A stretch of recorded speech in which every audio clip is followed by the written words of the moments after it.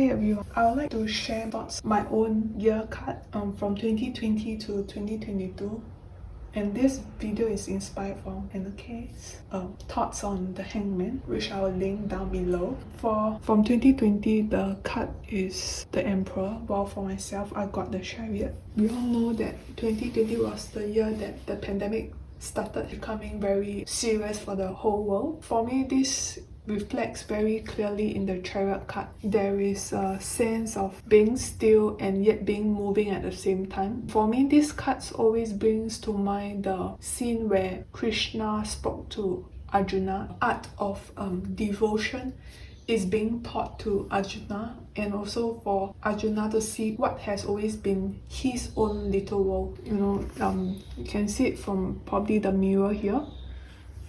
I often see this as a mirror reflecting ourselves. For me, 2020 was the year where I started doing more, because I cannot go anywhere, involved in astrological magic. I took up a lot of courses. There's a sense of being stuck at home, being very in a shell. Work more with astrological magic, and I work more with being devotional. I didn't have a real altar before 2020, but now I do have, and I put a cup of fresh water every day with flowers and daily prayers and incense, even until now. In relation to the emperor as the card of the year, I would think that it asks me to be moving and steady at the same time, to build a structure where I can hold on to my sanity, to anchor me in a space where I feel like I'm in a limbo. So my own card, I depict some sort of being in a weird space where the person is within this square of the chariot, but then outside is some kind of a different space-time. Maybe we all have gotten the self-reflection thing comes in. So I often thought that I'm a introvert, I don't like going out, but when the pandemic struck and everyone had to stay home, I realized that even though I do not like to go out, I like going out walking. I like going out to look at the grass, the wildflowers, and I like going out to meet my friends whom I can talk. Even if I don't really talk, I just sit there and look at them, I will feel happy. But now all these are being taken away from me. Now moving on to 2021, which will become the Hierophant year. Put both of them here anyway for comparison purposes. For 2021, it was the year where I got very angry. I lost my temper very easily. I can probably match it to the Strength card, where it is more fiery in nature, where I have to deal with the lion that is my own rage and anger. I felt like I'm not being treated properly in the workplace. It's also the year where, because I get angry more easily, I find that I tend to lose sight of the bigger picture, which is what I feel is handled by the Justice card. People who put in the law, when they did it, they thought that they are putting this law for the greater good. Not saying that I side with them, it's just saying that the law can be flawed, but it is made by people who think that they are looking at the big picture more in a bigger way.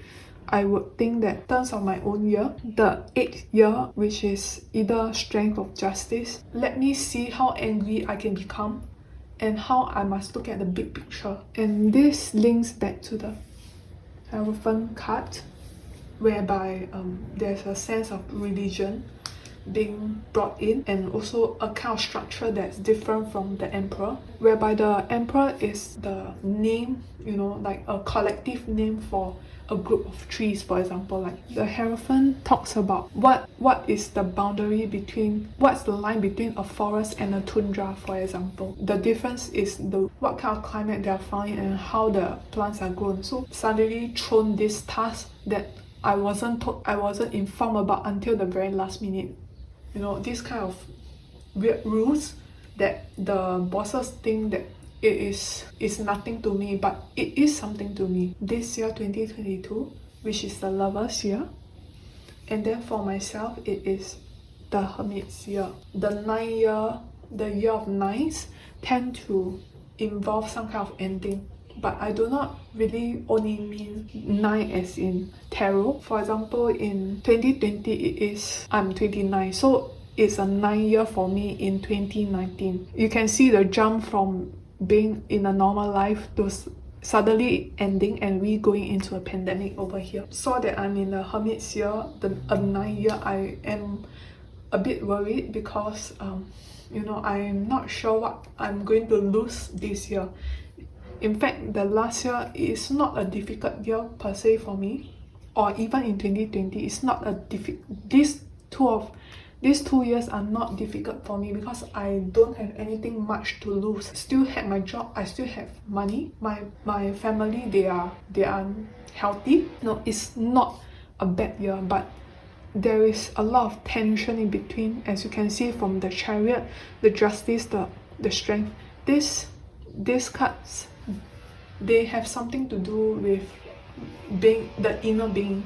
It's not me as a person in the real world. And now when it comes to Hermit, you can see very clearly from the Thoth deck that the Hermit is descending into the underworld, and there's even the Cerberus over here, the three-headed dog. I'm not sure what the underworld will be for me this year, but it's interesting that I was working with flower essences, and I started taking monk's hood last year at the end of the very last year. Buddhist meditation with the wolf's bane of the monk's hood when I was working with the essence, and felt myself wearing a kind of a purple hood just like the flower itself, and I had my head bound down in my hands folding together like this in a prayer's hand, and I was this is reflected in this card too. In my own deck, I also created some kind of a liminal space where it seems like the Hermit is floating on the surface of water and yet walking away from the mountain at the same time. It is also kind of like an underworld